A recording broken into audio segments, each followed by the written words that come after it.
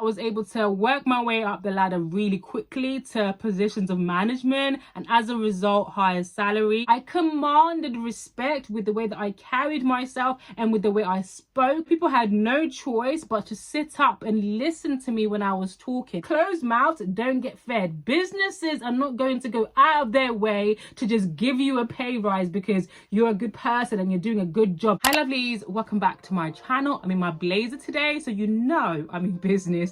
Today I'm going to be talking about how to be successful as a woman. Part of becoming the woman of your dreams is attaining financial independence at the very least, or financial abundance at the most. So you need to be able to put yourself in the position where you maximize your potential, and one of the ways of doing that is actually tapping into your masculine energy. I used to actually lead with masculine energy, and how this actually benefited me in my professional life to get promotion really quickly, to get a pay rise, and also when I was starting my business. I've spoken previously about, as a woman, how you need to lead with your feminine energy, and I've also spoken about how I've gotten rid of masculine habits and how I've reduced masculine energy. But today we're going to be doing a complete 180 and we're going to flip the script, because in order for you to achieve your goals, in order for you to problem solve and essentially go after what you want out of life, there's certain circumstances where you actually need to lead with your masculine energy. So that's what we're going to be delving in today, the masculine habits that you need as a woman to become successful. If you're new, hello, welcome.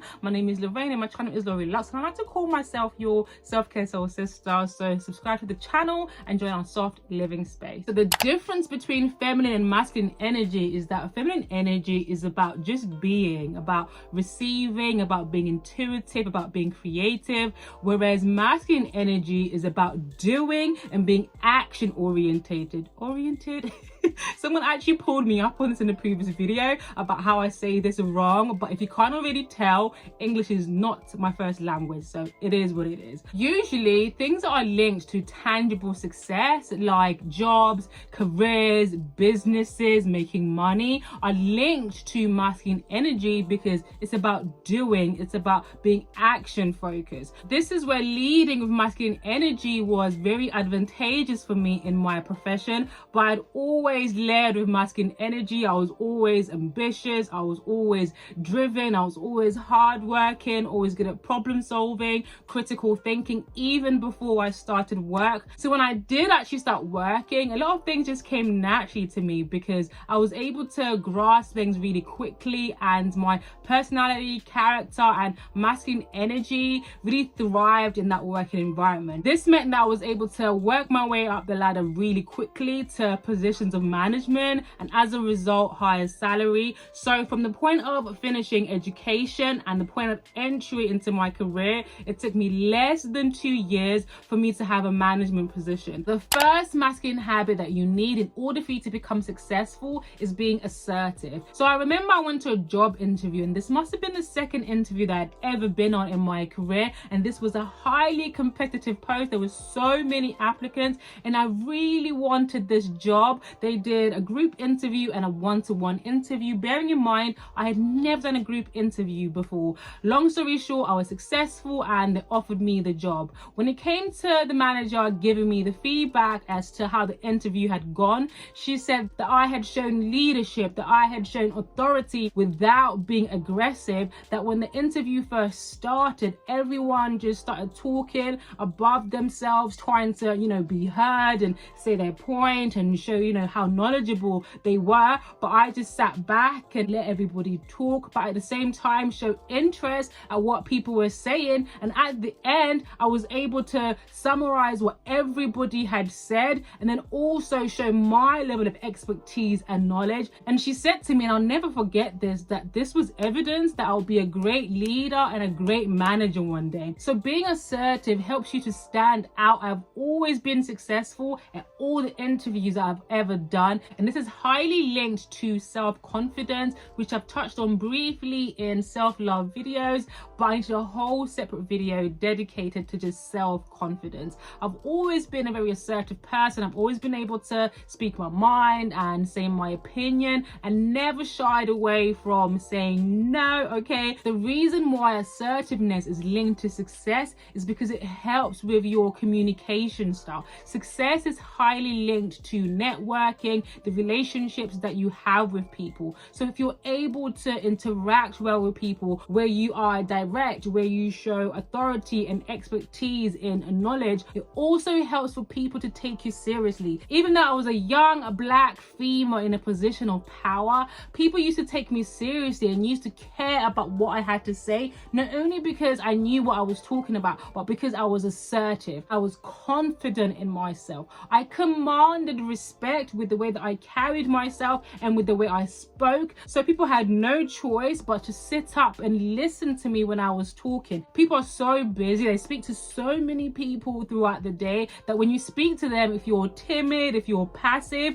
they won't remember you. But if you are assertive, okay, if you command authority and you do so in a way that's direct but also polite, okay, you will stick in their minds that if there's ever an opportunity or if something comes up, they'll remember you and they'll be like, oh, Lorraine will be a perfect fit for this. Goal setting is so pivotal when it comes to success. So this is why this is the other masculine habit that you need in order for you to become successful. There are different ways that you can goal set. A lot of people have been using the 12-week year, which I tried previously, but just did not work well with my current lifestyle, because you need to do more in order to achieve more. You need to fit more tasks and more things in a very short amount of time in order for you to see maximum results. But I'm trying to do less and achieve more, so I had to find a way of goal setting, okay, that was more in line with my current lifestyle of just living a more softer life. And this is when I came across feminine goal setting. Even though it's called feminine goal setting, it includes both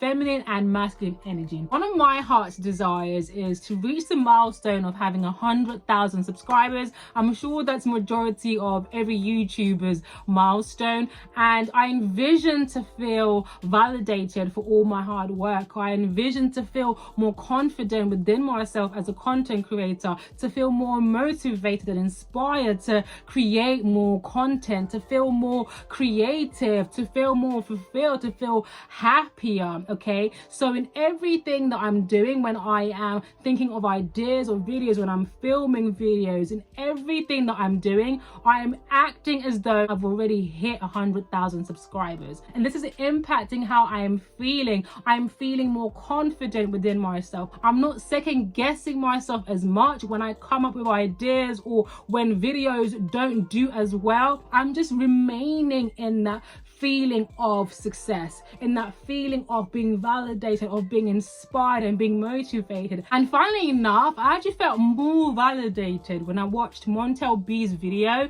of how she reached 100,000 subscribers, where she spoke about how she used to be on 25,000 subscribers for such a long time. And one of the things that she implemented in order to reach 100,000 subscribers in 6 months is assuming and acting as though she already had the 100,000 subscribers.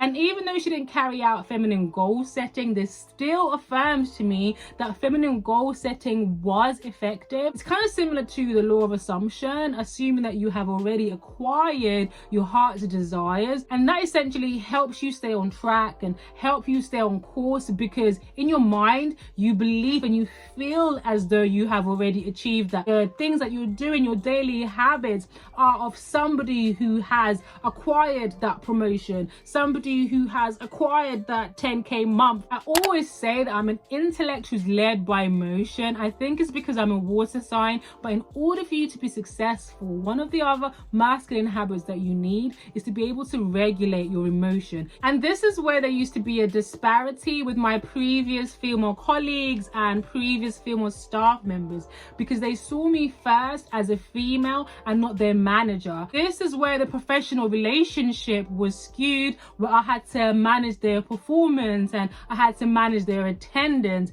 Because I was leading with masculine energy, I was able to be black and white and to focus on the policy. If you're in that position of power and if you're a manager, you need to be able to manage your feminine and masculine energy of being empathic, but at the same time doing what you needed to do. Some of these women that I managed assumed that I was not compassionate, assumed that I was not empathic, that I didn't care, because I still followed through with my role. Whether it's in business or in your career, there's going to be times times where you interact with people you don't like, people who are derogatory, people who are downright rude, where you're going to have situations of conflict, but you need to be able to regulate your emotions and not let your emotions rule you in that situation. Men tend to be more logical in situations because they tend to lead with their masculine energy, whereas as women, sometimes we can be less logical in situations because we are being led by our emotion. This is where we need to tap into that masculine energy where we're able to have church and state. In order for you to be successful,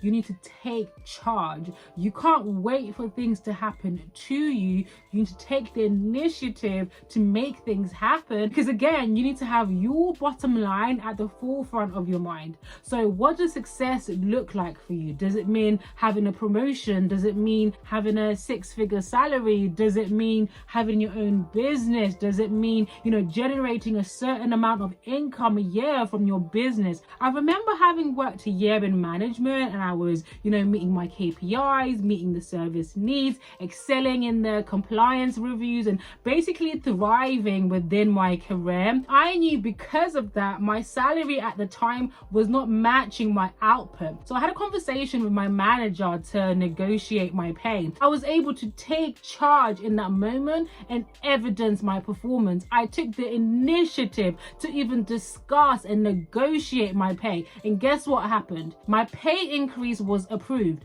But if I had not taken the initiative or taken charge in having that conversation, in evidencing why my performance warranted it, it would never have happened. Closed mouths don't get fed. Businesses are not going to go out of their way to just give you a pay rise because you're a good person and you're doing a good job, unless they are obligated to do so. So it's your responsibility to take charge and to be aware of your own value and your own contribution to that business, to be like, listen, I deserve this pay rise because of A, B, C, D. The worst that could happen is that they say no. And this is the same principle that I apply now when it comes to content creating. Not just waiting for brands to email me or to come to me to say that they want to work with me. I have to take the initiative to pitch myself to these brands. I have to take charge and evidence what my value is. What are they going to gain when they work with me? Again, remembering their bottom line. And it's the same thing with businesses, whether it's a startup business or an established business. They're constantly advertising through billboards, through